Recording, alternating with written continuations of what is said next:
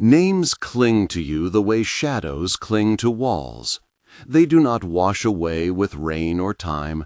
They wait in the corners until someone lights a torch. Nova had lived under one such name for most of her life, daughter of Edmund, son of traitor. They had hung that label like a brand on her that never faded. It followed her through corridors and into council chambers, into the library where dust and candlelight were kinder than whispering servants. She answered to it as if it were a second heartbeat, steady and unasked for. The castle knew her silence long before it knew her voice. People gave her polite distance. They left unguarded glances at her throat, where the blue and silver threads of the family crest still stubbornly frayed along the collar of a dress. They watched to see what she might break. The pack, her sovereign's wolves, watched in a way colder and truer. They did not carry scandal the way humans did. They carried scent and absence and the faint calculus of reunion. To them, she was something stranger than a disgraced noble, a labeled Omega.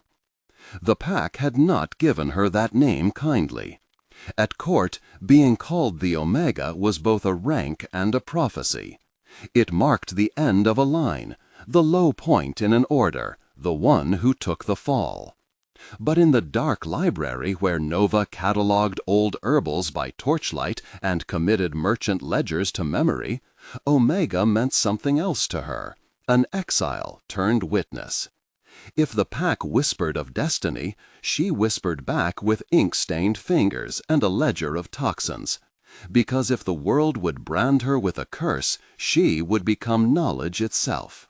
She had memorized leaves and tinctures the way other girls memorized lullabies. Memory was armor. Knowledge was truth.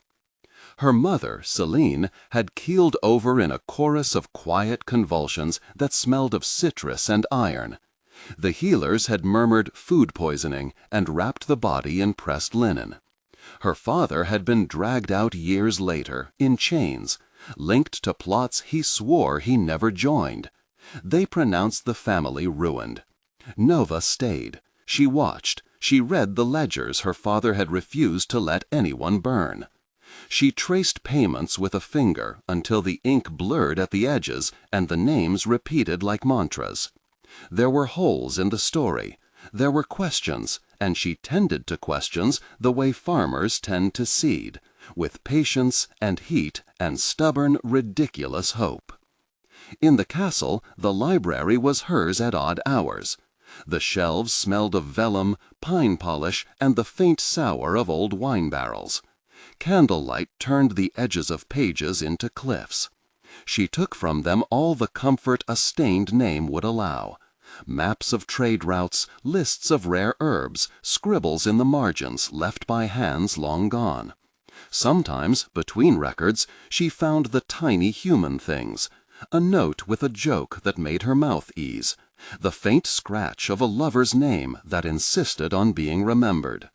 Those margins were a rebellion against silence. Her mother, Celine, had keeled over in a chorus of quiet convulsions that smelled of citrus and iron.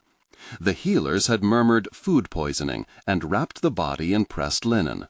Her father had been dragged out years later in chains, linked to plots he swore he never joined. They pronounced the family ruined. Nova stayed. She watched. She read the ledgers her father had refused to let anyone burn. She traced payments with a finger until the ink blurred at the edges and the names repeated like mantras. There were holes in the story.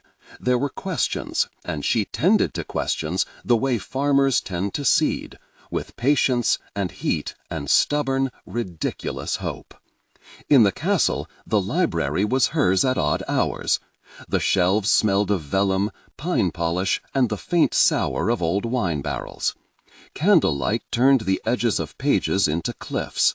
She took from them all the comfort a stained name would allow. Maps of trade routes, lists of rare herbs, scribbles in the margins left by hands long gone. Sometimes, between records, she found the tiny human things, A note with a joke that made her mouth ease, the faint scratch of a lover's name that insisted on being remembered. Those margins were a rebellion against silence. On the morning of the victory feast, the castle had the flat, taut energy of an animal about to pounce.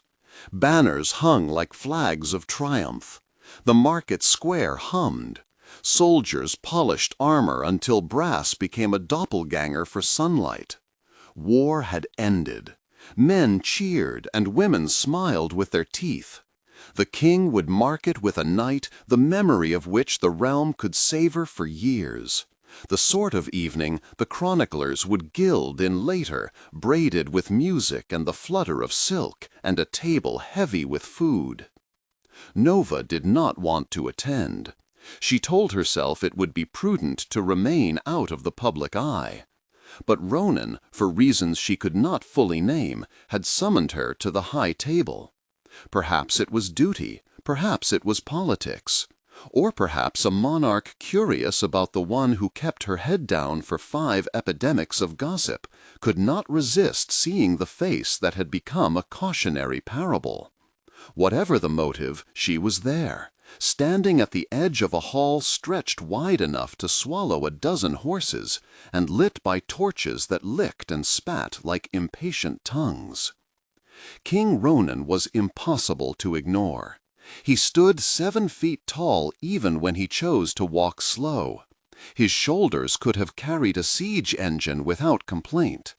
His age was a rumor carved in his skin, centuries stacked like rings in the grain of wood. And his eyes were 2 coins of polished gold that flashed when he laughed or narrowed to glass when he judged. Around him the 5 wolves prowled and rested and watched, each a living emblem with its own mood and smell. Fang's fur was all bristle and smoke.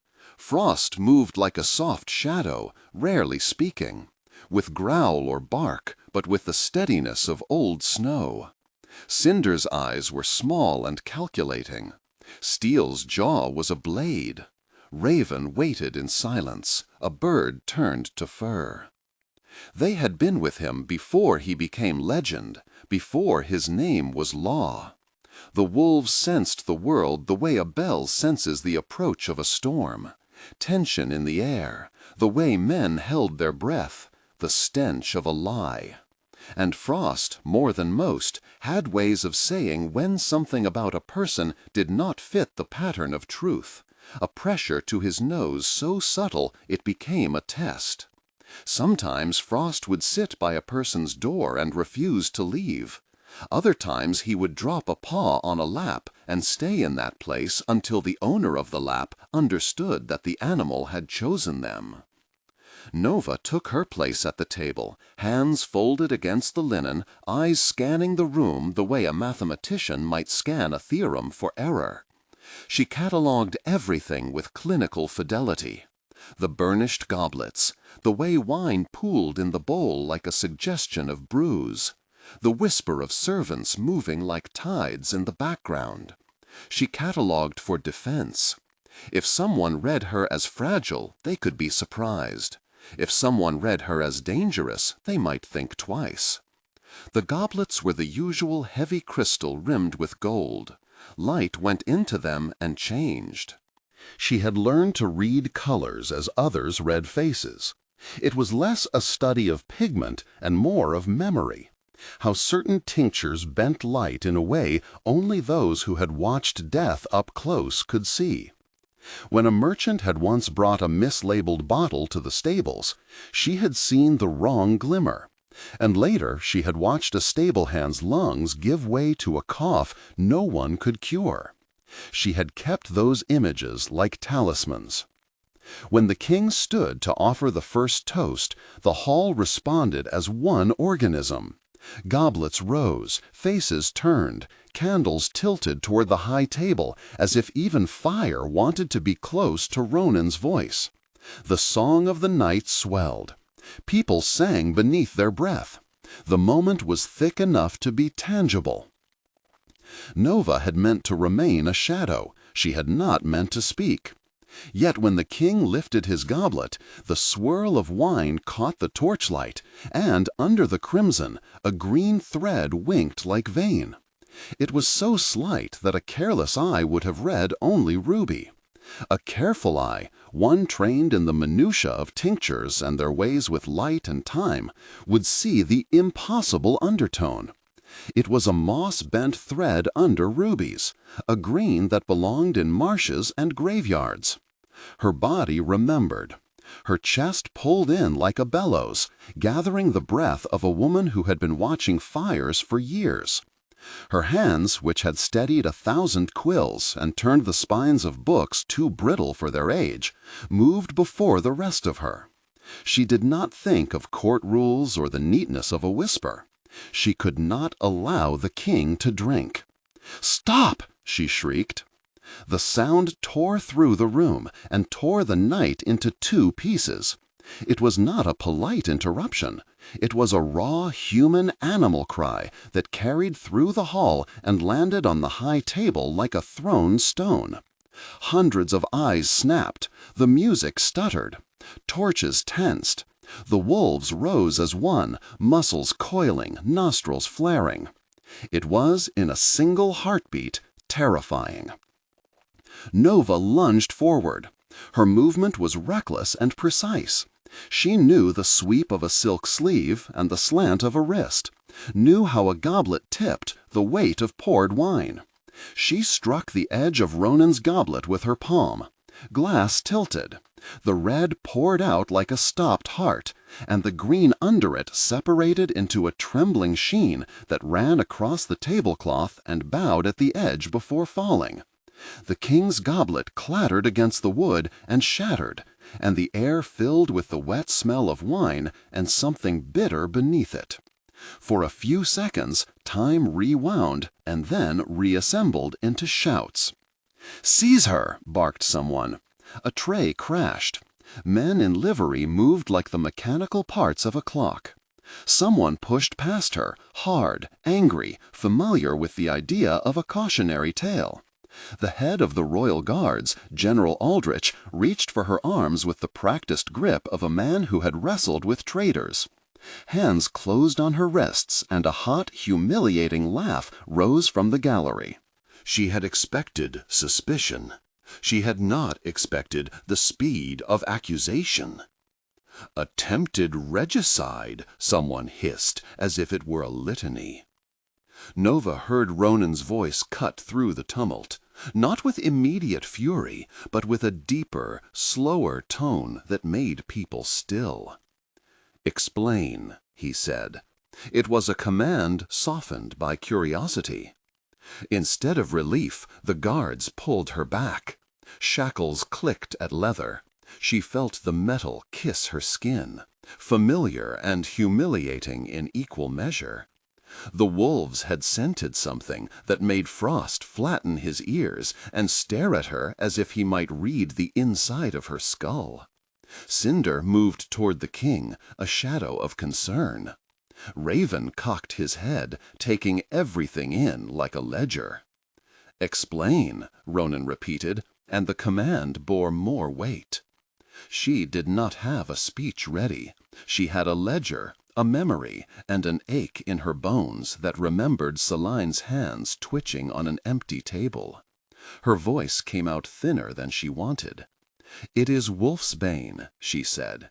Saying the words felt like making a promise aloud. "The wine, there is wolfsbane extract. It stains green under ruby. It was used—" She broke, because the room pressed on her like an accusation. Eyes narrowed, tongues clicked on teeth. General Aldrich's face turned slate. His hand tightened, and the rumor of execution whispered through him like a practiced thought. In his mind, the act of striking at the king and the history of her house stacked into proof. She could see it in his jaw. The word regicide hum like a banner, proud and quick to fly. The wolves did not argue with rumor. They argued with scent. Frost padded forward, took a breath, and then pressed his muzzle against Nova's wrist where the cold metal met skin. It was the smallest of gestures, but it rippled through her like something changing. Frost's breath warmed the mute brand on her, and, for reasons Nova could not name, he did not show the kind of anger that would have been expected had she been a common poisoner. He only inhaled. His eyes slid up to the king with a question. Ronan watched Frost. The king's gaze, less sharp now than watchful, moved between the animal and Nova, and then to the ruined goblet. For a moment, nothing else in the hall existed. The wolves were a living jury, and Frost was the foreman. "If this is a trick," General Aldrich warned, low and severe, "we do not need trial. We have precedent." "There will be testing," Ronan said, finally. His words were deliberate, and they carried a weight beyond the crowd's appetite for spectacle. "We will test the wine. If her claim is false, if she lied to bring harm or cause panic, then I will not tolerate it." Nova felt hands drag her toward a side chamber without the formality of a trial. The crowd had turned into a tide of murmurs and pointed fingers. Some faces were blank with shock. Others were lit with the small satisfaction of seeing a story end as it had always been written. The traitor's child falls quiet. She had expected, in some dark corner of preparation, to be taken away and not believed. That gave her a strange kind of advantage. She had nothing further to lose. Her stomach clenched around grief and a steady, wrongness-splitting anger. Somewhere inside that rawness, her work, the cataloging, the ledgers, the tinctures and merchant names, was beginning to thrum with potential energy. A guard shoved her into a room with a single table and a single candle. The air smelled of wax, wet wool, and the faint musk of animal fur from the wolves that watched the door. The king's presence was a presence in the doorway, yes, but he did not stride in to deliver immediate judgment. He lingered at the threshold, the same way a mountain might loom over a valley and not decide whether to roll its shadow inward. "You called out the name of the poison correctly," he said, instead of asking how she could be sure. "I watched it kill my mother," Nova said. The words were simple and brittle with memory. She had seen Celine's lips foamed with a strange bitterness, and then nothing. "They said it was a stomach malady. No one tested. I learned to tell the signs. The green under the red light." Her voice caught. She felt very small in the room, as if her life had been compressed into the size of a coin. Ronan's expression, for the first time she could remember seeing on him, softened in an unexpected way. There was a human crease to it, like a moment when the centuries rearranged themselves into one day. He had seen death in ways most men could not imagine. He had sat across the bones of time and listened to its stories. He was ancient and terrible, and yet in that softened lectern of expression he listened. "Who else knew your story?" he asked. It was not a prosecutor's question so much as a man's curiosity about who feeds the necessary fires. "Few," she said. "Enough to make a rumor, not enough to buy wolfsbane for a feast." Ronan's eyes flicked to the doorway. The wolves shifted as if to remind him of their own short list of anxieties. "You cannot be the only one who knows that rung of color," he said. "The court is full of men who deal in old knowledge and older grudges." "I do not care for grudges," Nova replied. Honesty in those halls had always cost her more than silence. "I care for truth." There was a long silence. The king's golden eyes were hard to read. He had the patience of granite, and yet the question of whether to protect a possible murderer from his own guard seemed to unsettle him. It was the unexpected variable he had perhaps not counted on when he called her to the table. "Testing will happen," he said again. "I will have the healer examine the wine, and we will take statements. You will remain under guard until then." Aldrich's jaw tightened at the decision, but the general obeyed. The world had rules and men who enforced them. Nova was led out, through an anteroom of whispering courtiers and dancing torches, under a sky already turning to the purple of a night that didn't know whether to mourn or to celebrate. People watched as if they were watching a play. Some would later speak of the moment they saw the woman from a disgraced house sprint forward and topple a king's goblet, and they would tell it with the variations that make legends and rumors taste better. They took her to a cell that smelled faintly of hay and the thing that hurt the most, her mother's absence. The iron bars felt familiar and yet brand new. Restraint fit him like a glove of accusation. Frost came to the bars and put his head between the iron to look at her. He breathed out, slow and warm, close enough she could feel it tickle the inside of her wrist. "You saved him," Frost seemed to say with that presence. Not accused, not triumphant, a softer certainty. In the corridor, the king's healer, Master Devon, examined the shards and the spilled wine with a frown he did not hide. He had the pale look of a man who had learned to be factual in a world that often wasn't. He did not speak of what he would do exactly, only that test would be done, and that it would be thorough.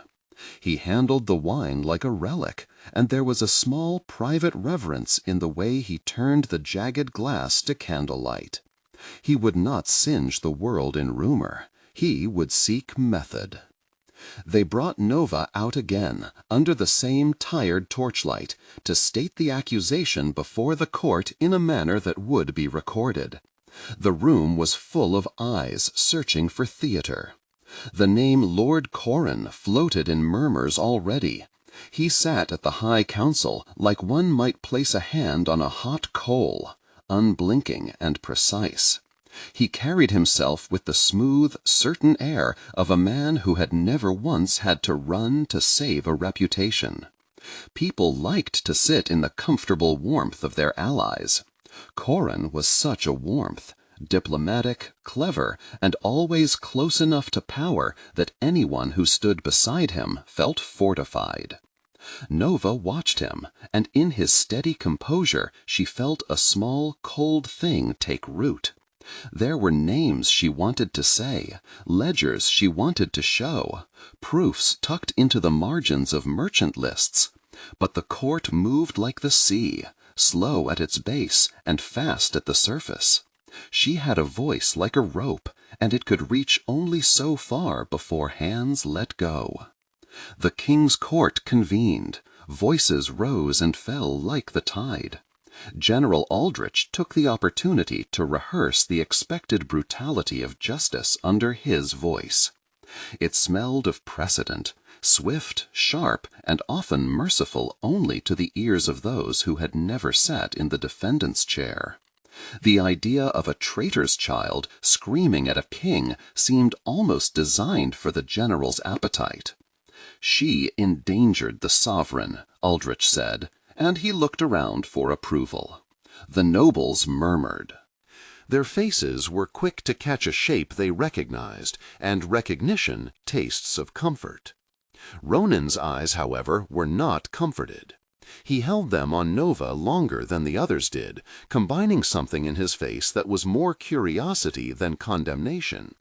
He was not a man to act on snap judgments simply because they were available. The wolves paced, and the night pressed in. Somewhere in the press of cloth and breath, Nova felt the world tilt on a new axis. The Omega Scream had ensured she would be the pivot. She had traded anonymity for the possibility of truth. "Keep her close," Ronan said finally. "No harm unless she proves herself false." It was a tentative mercy and an obvious trap. Nova understood both. She felt the fling of hope and, almost simultaneously, the colder certainty that people who did not want the truth would move quickly to staunch it. They led her back through corridors that smelled of pine and spiced meat. Frost walked beside the guards at quarter pace, then hopped up to lay his head on her feet for a heartbeat before being tugged away by Cinder's impatient nudge. That small contact was a shock. There are touches that undo the logic of an evening, tiny animal things like fur against sandaled skin that remind you of the body's primitive needs. It was not comfort enough for everything, but it was enough to steady the tremor that otherwise might have knocked her breath into pieces. She was taken to a place smaller and colder than the library, where the council's record chest stood and the smell of wax and old ink crowded like a congregation. It was a place where secrets sat with a kind of dignity. Master Devon went to work with tools that were more ritual than instrument, and Nova watched him with the strange fascination of a person watching a tide go out. The testing took hours, or perhaps an hour stretched to occupy the space of hours. With the nervousness of the room, time was a measure of bad weather. Words like extract and tincture were exchanged carefully, and Devon used none of the descriptive pride that would have decorated a practitioner of less measured hand. He tested for the signs the wolfsbane would leave, the way it bent light in certain stalemates. He tasted nothing. The healer's face told no story. When Devon finally looked up, it was not with triumph. It was with the slow, dreadful face of a man who had found a confirmation that made the candles seem too small for the room. "It is wolfsbane," he said, and the words were the kind that made people lean forward as if to hear something they had been told before but never believed. The murmur became a mutter, and then a hum that ran through the hall like an old current finding a new current to play with. Gasps scattered, some faces retreated. Lord Corran's fingers tightened around the stem of his goblet. General Aldrich's jaw worked like a clenched hinge. Nova's hands dropped from the cuff where a guard held her. The shackles were heavier than the reality of the finding. This was the moment when her private ledger, the nights of memorized entries, and the anger that glued her to ink, become something that slid into public truth. The levy of the night was not yet complete. For every truth uncovered, there were men who practiced the art of closing eyes. The king did not act hastily. He had the knowledge of centuries behind him, and yet the capacity for instant decision, the kind that comes from long practice in balancing a human heart against a crown. The wolves paced at his feet like keepsakes. When he spoke, his voice carried not only the weight of rulership, but the surprising inclination of someone learning the value of a single howl. "This is not the act of a woman who sought favor," he said. "She risked everything by crying out. We will examine the ledger of our merchants. We will search for suppliers. If this is an attempt to turn the court into a carnage, we will find the hand that made the ink." The hall listened, and in that listening, Nova felt a faint, dangerous hope that truth had a better chance when a sovereign paired intent with his pack's nose. The idea of Ronan as protector of truth was not a fiction in a world where the wolves could smell betrayal. But protection was heavy and often required transactions that left scars. She knew, as every person with a stained name knows, that vindication often asked for sacrifice. They took her back to custody. Frost lingered. He put his head against the bars again and let out a low, rumbling breath, the nearest thing to a benediction. Nova slid her fingers through the metal and felt the warmth of his fur. It steadied the part of her that otherwise might have unspooled in panic. Where the world wanted to seal her story with accusation, an animal that had known kings all his life had chosen to breathe on her wrists and say nothing condemnatory. Outside, in the echoing hall, conversations swelled into plans. Lord Corran sat more still than a man should, yet there was a storm behind his fingers. Men like him saw crises as windows through which they could move their hands and rearrange their holdings. They were sometimes men who wore loyalty like a cloak, but loyalty was often heavy with the weight of their own designs. Nova understood, in the small cold room, that she had lit something that would not easily go out. She had not wanted to be the thing that drew eyes, but now she had become a pivot. The night had shifted the axis of her life. Her scream had been a key turned in a lock. Whether doors would open to let the truth out or slam shut on her throat, time and the king's reckoning would decide. If the world had been a ledger, she had made a single line that insisted on being read. If you love high-stakes royal dramas, stay with this tale. Subscribe for more stories of kings, secrets, and the women who dare to speak. She lay on the wooden bench with Frost's warm flank within reach, and let the hush of the animal presence press against her like a shield. The night creaked with possibilities. Somewhere, people were already counting the cost of the revelation. Somewhere else, a name on a ledger, small, inked, and almost private, was beginning to pulse with relevance. They would test, they would argue, they would lay hands on records and question merchants. Men would step into the light and make choices that would write sentences long into the fragile future. For now, Nova listened to the sibilant breathing of a wolf and felt the echo of her own. A gentle knock on the door shifted the stillness. The king stood on the threshold, his shadow cast long by the single candle. He looked scarcely softer than the stone behind him, not because he had no stone in him, but because the centuries had trained him to be careful with impulse. "Do not take any steps in haste," he said, but his voice carried an odd thing, permission folded into command. "Find the trades. Consult Devon. If there are men who sold Wolf's Bane in the past year, mark them. If they are connected to any of my council, leave no ledger unturned." "I will," Nova said. Her voice sounded tiny in the cold room, but she felt the reverberation of something larger than accusation. "Find who bought the extract that killed my mother." The king's gaze tightened. He had the look of a man who had seen grief long enough to know it was a poor companion for rashness. "If it is as you claim," he said slowly, "I will see your name cleared. If it is not—" He let the remainder of the sentence hang, and it landed in the space like a tool. Consequences would follow, either way. The scale of their world weighed heavily on his tongue. She watched him turn, a figure of bulk and command and the quiet of someone who had chosen to listen. He walked out, and the corridor swallowed him, taking the candlelight with him. Frost followed only a few steps behind, then dropped in the hall, as if he had been given leave to sleep in a place close enough to the king's footsteps to keep watch. Nova, alone now, felt the first real tremor of exhaustion. Her throat ached from the scream, and beneath that a deeper marrow ache reminded her of the years of waiting. There were ledgers in the library she had not yet fully deciphered. There were payments that annoyed with their neatness, because men who feel safe are sloppy in ways that make truth findable.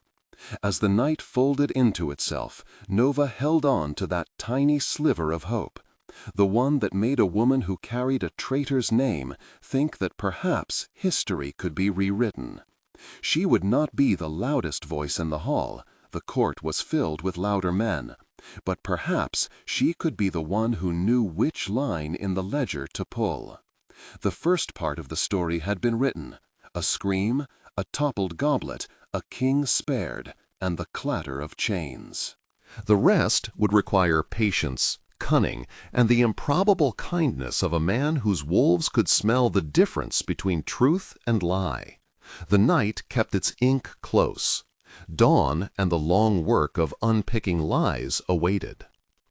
Dawn came like a slow unpeeling, the castle rubbing its eyes and finding the night had left questions it could not hide. When the first clerk arrived with the day's ledgers, Nova was already awake, fingers raw from handling brittle paper and eyes rimmed with the tiredness that comes from a night spent at the threshold of a new kind of life. Frost lay at her feet by habit now, a gray bulk that breathed in time with her pulse.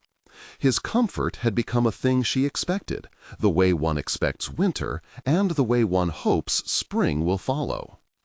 Master Kale, the head archivist, an old lean man with a nose like a bent quill, had arranged the materials for her.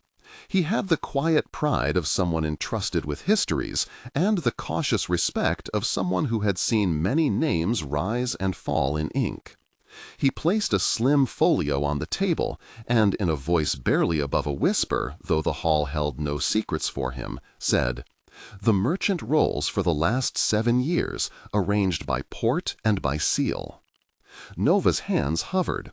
There would be time enough for names and numbers to become a kind of map. For now, she let herself be steadied by the ritual of opening bindings and coaxing dust into light. Her memory was not the only tool. The archives had its own slow logic. Ledgers told the truth because mistakes in them accrued like rust, and rust could be read if you knew where to look.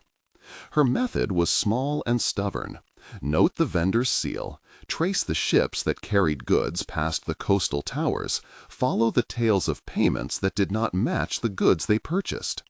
She looked not only for the obvious, purchases of baneful plants, but for the manner in which payments were routed. Small coinings funneled through third parties, the same courier's name recurring at odd intervals, seals that matched those in the private ledger of a certain counselor. A name surfaced, a supposed barley merchant, Morrow and Glass, a front that had bought how many sacks of barley? Too much for a single estate. The entries were neat, identical script repeated like a chant across months and years. The name of the courier who signed for the shipments, a man called Harlan, appeared in the same months that strange unlabeled vials arrived in sealed trunks. Harlan's signature was idiosyncratic, a cleft flourish at the end that cut the flow of ink like a tooth. Nova compared that tooth to the flourishes on other documents. Corin's handwriting, she discovered with a small, cold recognition, possessed the same habit.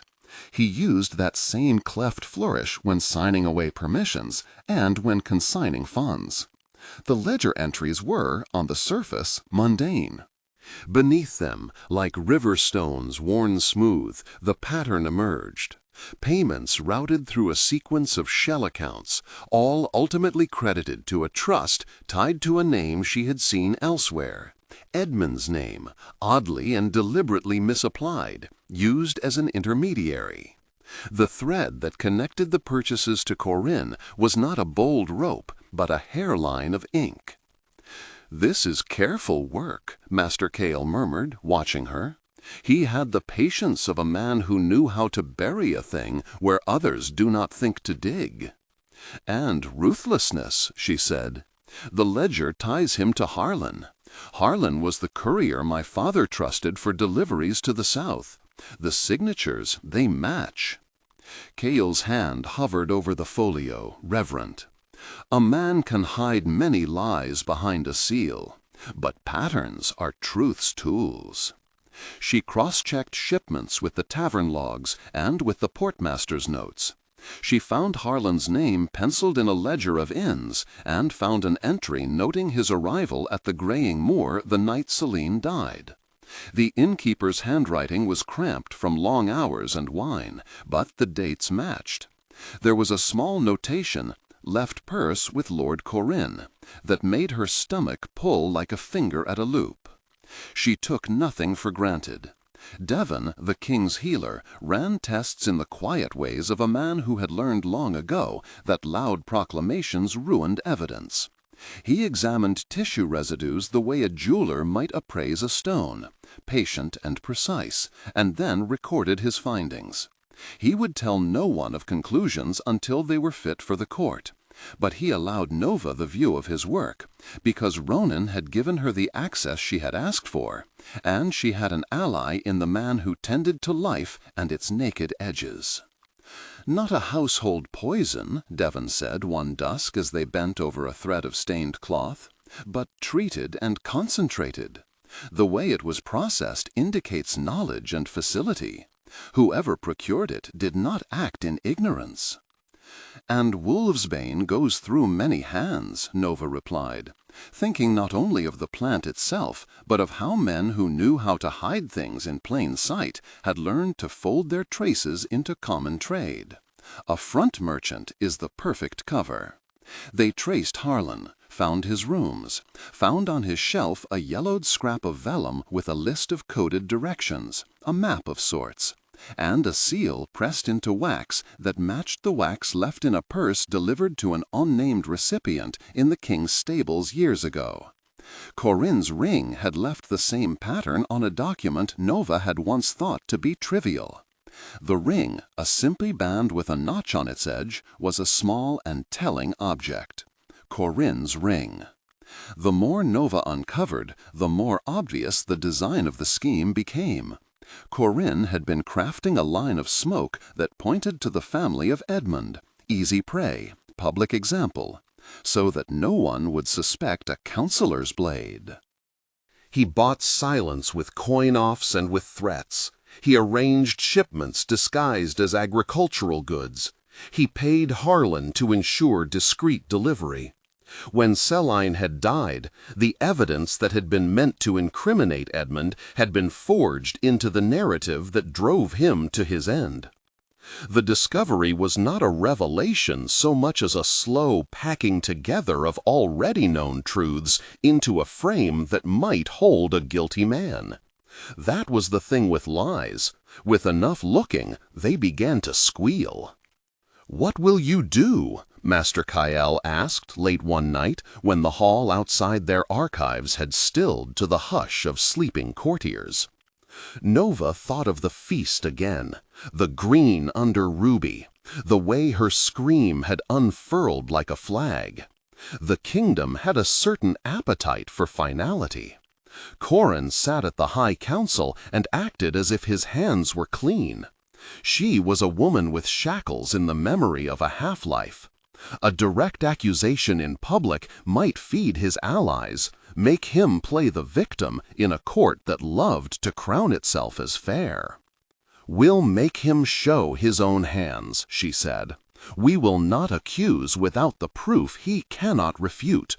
We will give him a stage that forces his mask to fall." The plan took shape in small, exact decisions. Ronan agreed to the bait, trusting Nova's method and her reading of court psychology. They would convene a council meeting, a formal session intended to discuss trade regulations, a subject Corin had a hand in. In the pile of documents they chose to display, they included a forged ledger, meticulously so, because the only thing more damning than a false ledger exposed was a false ledger that resembled reality so closely a guilty man would recognize it as his handwriting. Nova had the forensic patience to make a forgery that matched Corin's style, not by copying his hand, but by including his habitual mistakes and his private habit of angling the descenders on his G's. If Corin had participated in the older misdirection, he would know the subtleties and react. They built the false trail outward, the staged merchant invoices, a novice courier planted to be spotted whispering to a servant, a set of coins bearing a mint mark used in Harlan's past, left conspicuously where anyone might find them. Ronan lent the full weight of his authority to the mise-en-scène. General Aldrich grumbled. Dangerous games made him uneasy, but followed because the king had asked. Aldrich's discomfort was real and useful. It gave the scene the right edge of risk. On the morning of the council meeting, the hall was full of men who dressed their lies in linen and couched ambition in civility. Corin arrived with the easy confidence of someone who believed himself untouchable. His smile was a practiced thing. He took his seat, and, as the king called the council to order, Nova watched him the way a hunter watches a hawk. Her heart beat slow and steady beneath the sleeves of the gown she wore, a gown that had been sheared from modesty and mended by purpose. The king announced the trade review. Corin leaned forward to speak in the easy cadences of a man who lived by rhetoric. He had allies, men who gained from obscured trade routes and who would prefer a traitor's child to a refocused scrutiny. The false ledger was brought. A clerk read the entries aloud in a voice that sounded like ordinary business, until the words hit a note of wrongness.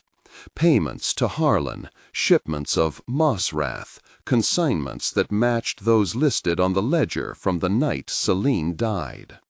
Corin's face, tight with composure at first, had a small tick at the corner of his mouth, an old private tremor that only those who watched long enough caught. He was not the sort to lose his temper publicly. Instead, he adopted the persona of offended steward. "These are irregularities typical of clerical error," he offered smoothly, as if the man who had built scaffolds of secrecy could pretend at sloppiness. Nova felt frost at her ankle, a living thermometer measuring the room.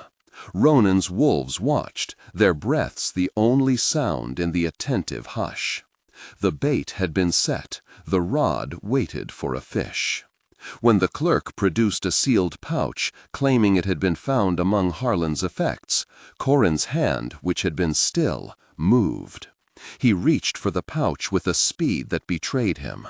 Not a calculated reach, but a reflexive attempt to seize control.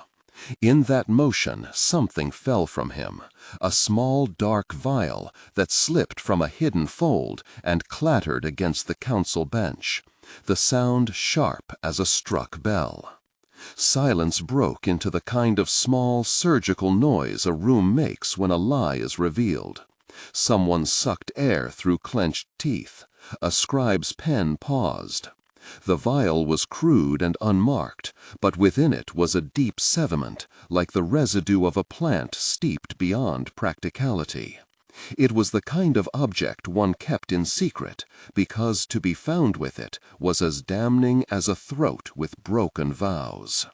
General Aldrich advanced with a practiced hand and seized Corin's wrists. Corin attempted to feign shock, to make his capture appear theater. But beneath the polish, his face went pale and small. He tried words, denials, explanations, sudden accusations. But the room had already remembered the pattern of his habit. The cleft flourish on the courier's signature, the ring's imprint on past receipts, Harlan's notes of delivery. The king stood from his seat like a man deciding that the slow scale must drop. "Lord Corin," Ronan said, with a voice that had the sound of cold iron, and a tenderness not in the casual dictionary of rulers. Corin, at first, attempted the tight smile of a man who expected his web to hold. He offered protests about circumstantial evidence, and insisted that the vial was nothing more than a relic of diplomacy, a keepsake. There was a flicker in his eyes, an old animal fear. He tried to speak fast, to fill the room with his words, and in doing so said a thing he should not have said. He named the merchant he had used to purchase the extract years ago. But he used a name that matched no merchant in the ledger, a shorthand only a guilty man would rely on. Nova felt the room tip. She rose, not to plead, but to speak plainly, weaving the facts the way one stitches two pieces of cloth. Harlan's deliveries, the ledger, Corin's ring imprint, the matches in script. She produced the old note found in Harlan's chest. When she placed it on the table, the clerk recognized the folded crease. It was the very kind of human evidence that made abstract men look small. old, meaningful things that tied a life to guilt.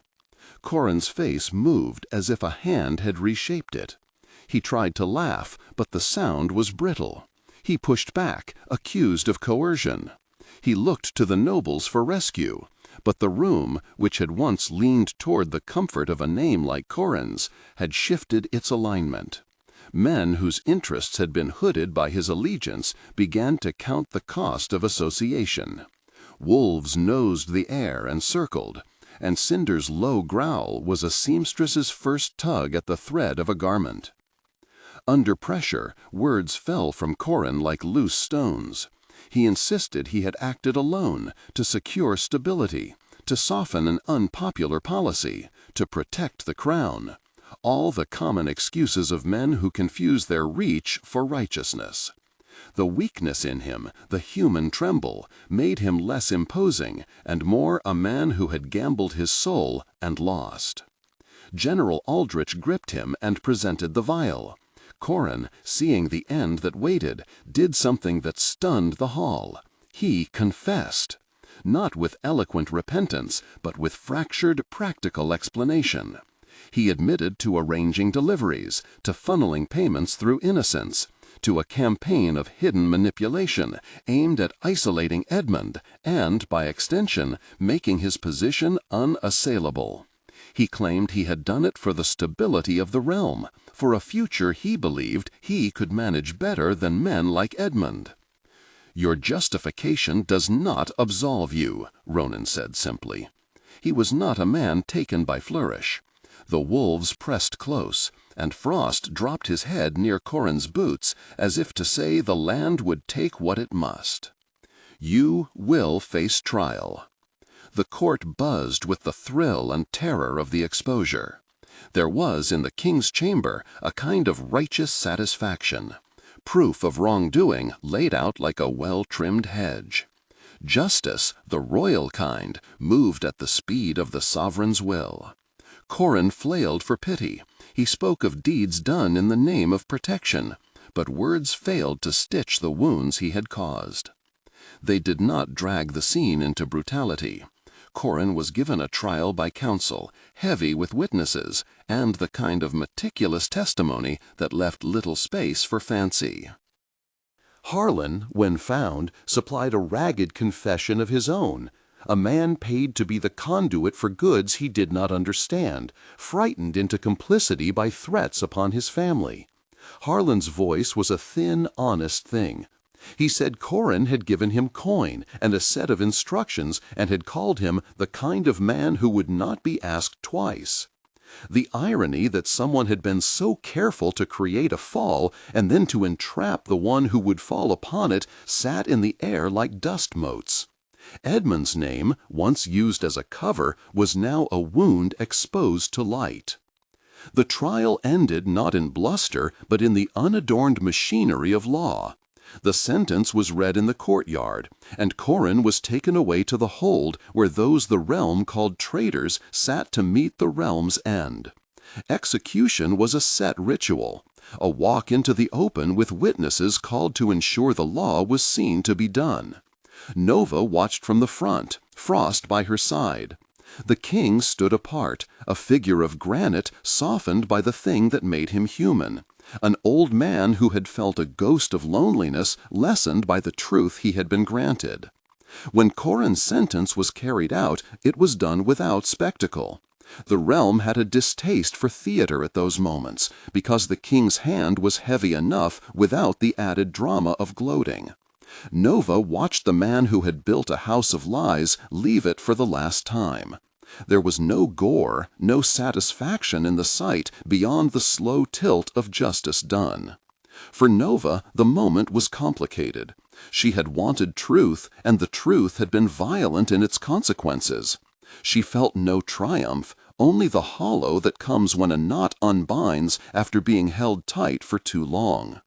Word spread through the city like floodwater, fast and unstoppable.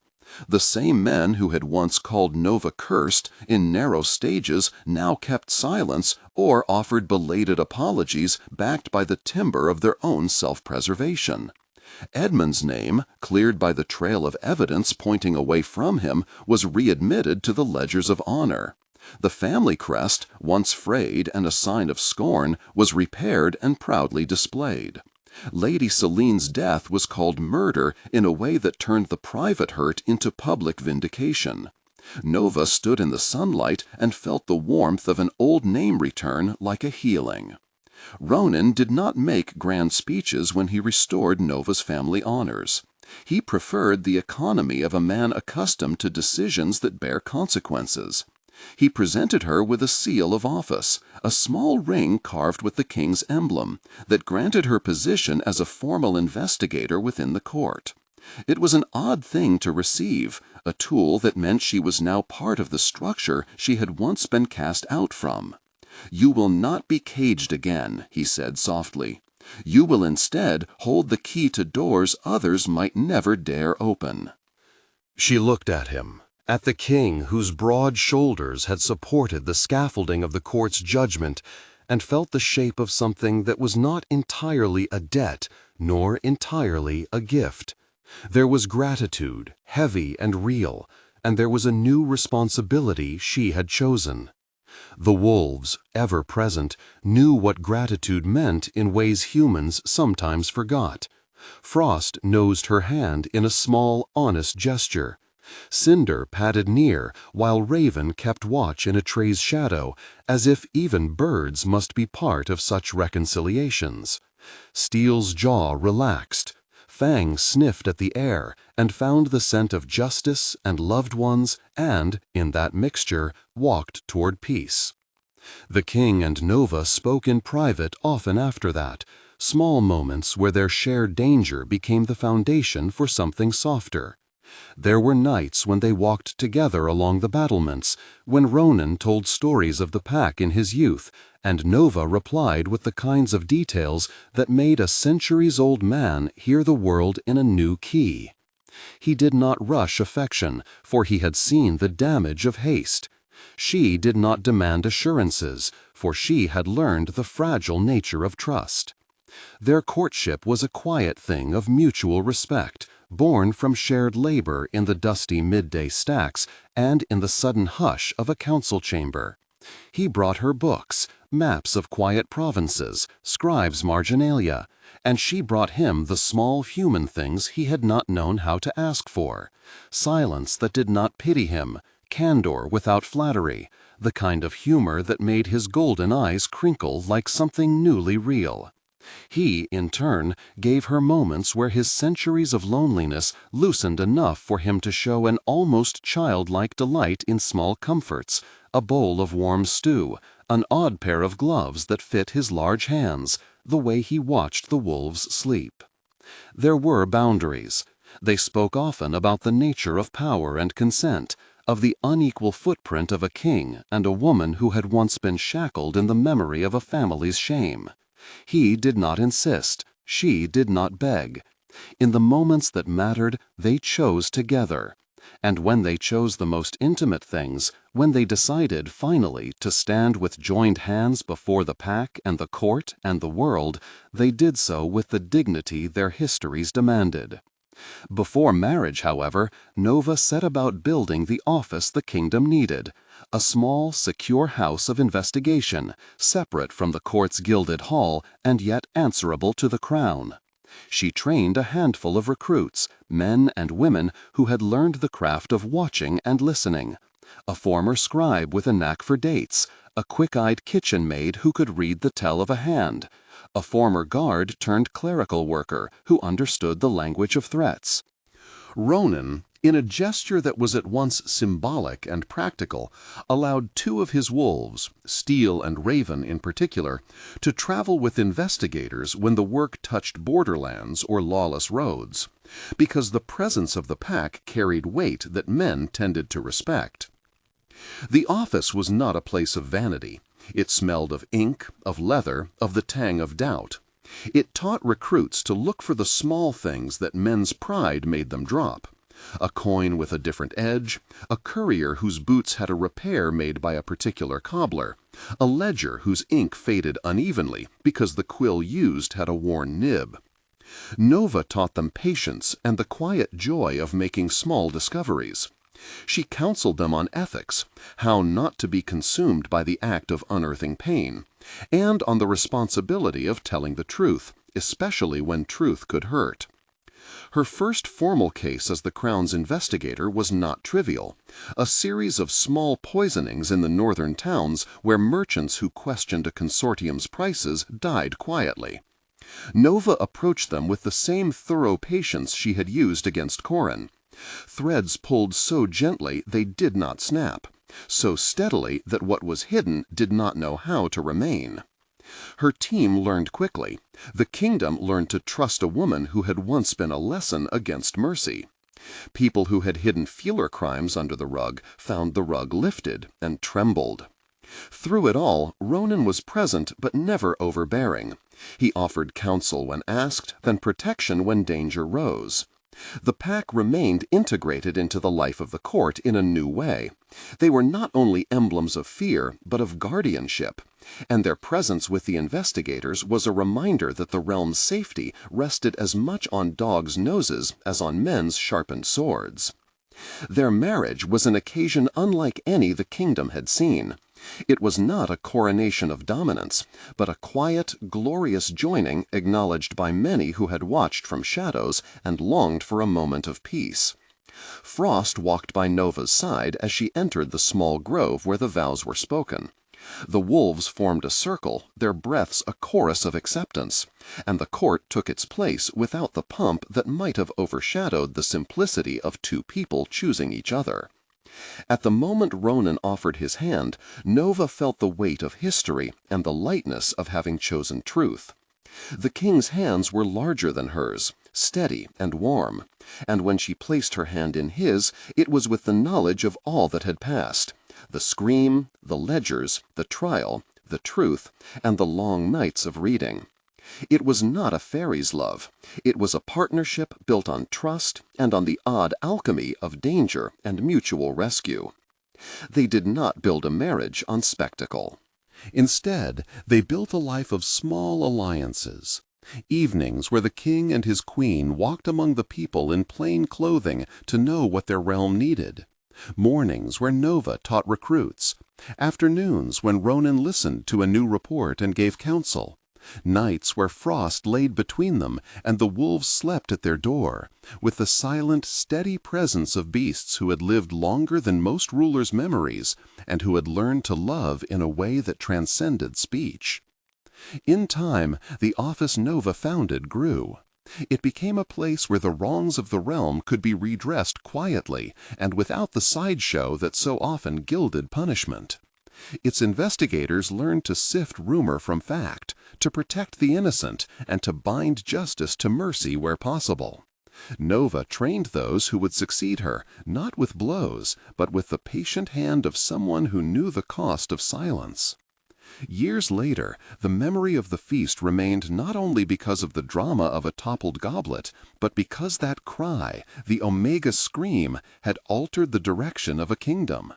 Ronan, who had lived centuries and had learned to be careful with his heart, thanked her once in the quiet when the wolves lay at their feet, and their children, small people born into a world that had begun turning differently, slept within earshot. "You saved me," he said, voice low as a tide. She smiled, touched by the smallness of the phrase and the enormity of what it meant. "You saved me too," she said, and they both knew it. The office's work continued beyond their lifetimes in ways they had not entirely planned. Young investigators came and went, bringing fresh eyes to old problems. The wolves, each with their distinct temperaments, became the living symbols of a court that had learned to listen to scent as well as speech. Nova's methods, careful, patient, humane, became the law's better half. In the halls and the marketplaces, people learned that truth could be sought without spectacle, that a scream might start a chain of events that ends not in ruin, but in rejoining. In the final scene that felt like a folding of pages closed properly, Nova sat in the office she had founded, an office smelling of ink and dust and the small green sprigs of thyme a servant kept on the sill, watching a recruit copy a ledger, Ronan stood at the window, one hand on the sill, looking out over the city with an expression that had the distance of age and the immediate warmth of a man in love. Frost lay near Nova's chair, head on his paws, eyelids heavy with sleep. Children, a mixture of wolf quietness and human restlessness, ran through the courtyard, their laughter a ribbon of sound that made the air feel like a day that had finally learned to forgive itself. Nova looked up at the king and said softly, "Do you ever regret it, calling me to the table that night?" He considered, gaze moving to the distant hills where morning mist lay like a promise. "I regret many things I have done poorly," he admitted. This was not one of them. He turned then, a small smile in the set of his mouth. "You saved a king," he said, and he used the phrase in the way men sometimes use small words to place a heavy meaning. "But more importantly, you gave a kingdom a tool to catch the things hidden." She laughed, a small, honest sound. "I only screamed," she said. "You and your wolves did the rest." He crossed the room and took her hand, fingers large and warm, and they stood like that for a minute, two people who had once been actors in a tragedy and who were now the authors of a different story. Outside, wind moved through the courtyard. The wolves lifted their heads and listened to the sound of a world that had been changed by a single sharp voice. That voice had once been used to cry out into the dark. Now it had become, in the best way possible, the beginning of something else, a legacy. It had been a scream that saved a king and condemned a traitor. It had been a cry that cleared a name and made room for a life remade by truth. Nova, the Omega, had been both the start and the steadying hand that followed. If you were listening from the edge of your own life, when silence felt safer than speech, remember, sometimes one voice is all it takes to tilt a room and make old lies fall out of the rafters. Speak, seek, hold fast to the people who will listen and to the small truths that, when gathered, make justice possible. If this story moved you, if you love tales of kings, secrets, and the women who choose to speak, subscribe for more.